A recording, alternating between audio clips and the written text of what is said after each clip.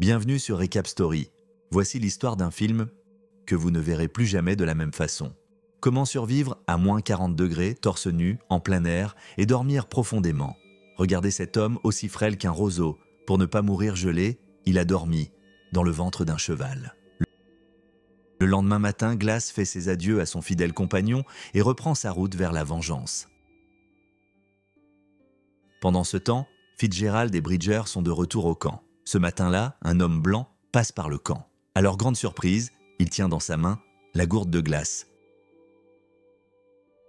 Bridger la reconnaît aussitôt. C'est celle qu'il avait laissée près de lui en partant. Ils comprennent alors que Glass est toujours vivant. Fitzgerald panique dès qu'il l'apprend. Il prépare sa fuite avant que l'équipe de secours ne retrouve Glass.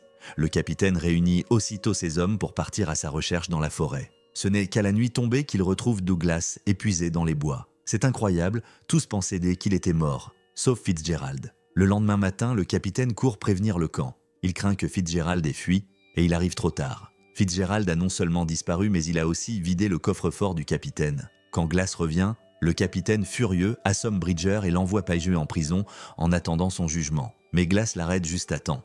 Il explique que Bridger ne savait rien. C'est Fitzgerald qui a tué son fils. Il a manipulé Bridger et sans même se reposer, Glass décide d'accompagner le capitaine pour capturer Fitzgerald. Il sait que, pris de panique et bloqué par la neige, Fitzgerald se réfugiera dans la forêt. Armés à cheval, les deux hommes se lancent à sa poursuite. En suivant ses traces, ils devinent qu'il ne peut pas être loin. Soudain, Glass sent une odeur de fumée. Ils en sont certains. Fitzgerald est proche, ils se séparent pour le retrouver. Glass découvre des signes de présence, mais le capitaine tombe dans une embuscade. Dès qu'un coup de feu retentit, Glass comprend, quelque chose ne va pas. Il galope vers le bruit. Mais à son arrivée, le capitaine est déjà mort. Glass fabrique alors un outil à l'aide d'une branche. Peut-être est-ce la clé pour rattraper Fitzgerald. Peu après, lui aussi tombe dans une embuscade. Fitzgerald s'approche lentement d'un corps,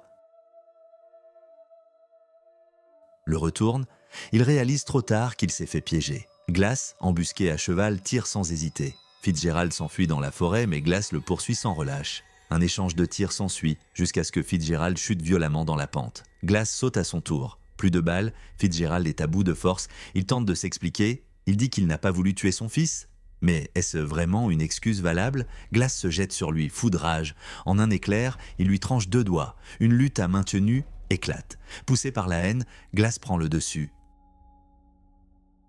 Alors qu'il s'apprête à l'étrangler, des sabots résonnent au loin. Il lève les yeux, c'est la tribu des Ris. Glass utilise ses dernières forces pour jeter Fitzgerald dans la rivière. Le courant l'emporte. De l'autre côté, les guerriers l'attrapent. Et sans pitié, lui arrachent le cuir chevelu. La vengeance de Glass est accomplie. Épuisé, il s'assoit, prêt à mourir. Mais contre toute attente, la tribu passe devant lui, sans lui faire de mal. Car la femme qu'il a sauvée un jour était la fille du chef. Le film s'achève. C'est le seul rôle qui a valu à Leonardo DiCaprio un Oscar du meilleur acteur. Depuis Titanic en 1997, il est adoré dans le monde entier. Beaucoup ignorent qu'il a commencé à 16 ans dans des séries.